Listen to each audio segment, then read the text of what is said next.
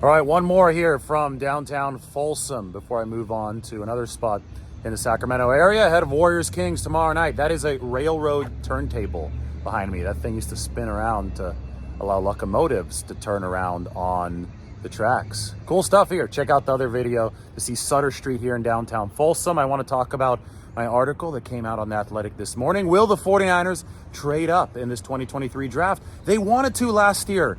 They ended up not doing it because they couldn't find a trade partner. They couldn't find the right situation. But John Lynch on Monday said that the 49ers were tempted to trade up because they saw players that they liked flying off the board. Well, if that happened last season when the 49ers didn't pick until number 61, I think there's a good chance it will happen this season when the 49ers don't pick until number 99.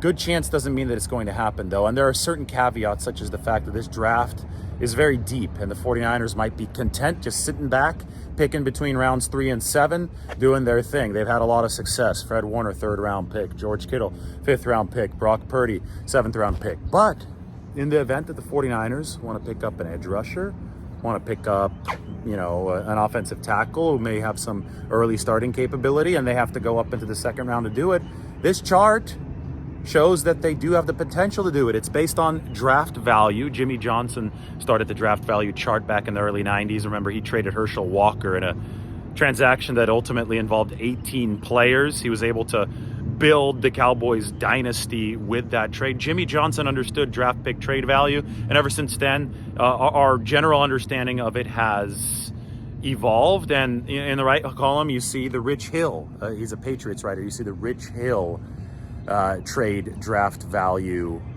chart. And according to these charts, the 49ers, if they were just to straight up trade draft picks, they'd be able to move up into the 2nd round to pick a player that they like by packaging their 3rd round picks, maybe 2 of them with 1 or 2 of their 5th round picks. But you could also sweeten the pot. You could also turbocharge this by trading a player. I know that Brandon Ayuk and Trey Lance have been in rumors for the 49ers. It's just food for thought, though, to consider what the 49ers maneuverability might be. They can also potentially trade one of next year's picks. Maybe they're 80% of the value of this year's picks because they're not as immediate, but the 49ers will have some movement capability if they so choose. So check out the article on The Athletic so that you can get a better grasp of how the 49ers might move around in this NFL draft. Although John Lynch has hinted that it's unlikely, but it's definitely possible because the team was interested in doing it last year. Anyway, railroad turntable behind me. Downtown Folsom also about to be behind me. This is Sutter Street. Check out the other video for more from downtown Folsom. You could see down Sutter.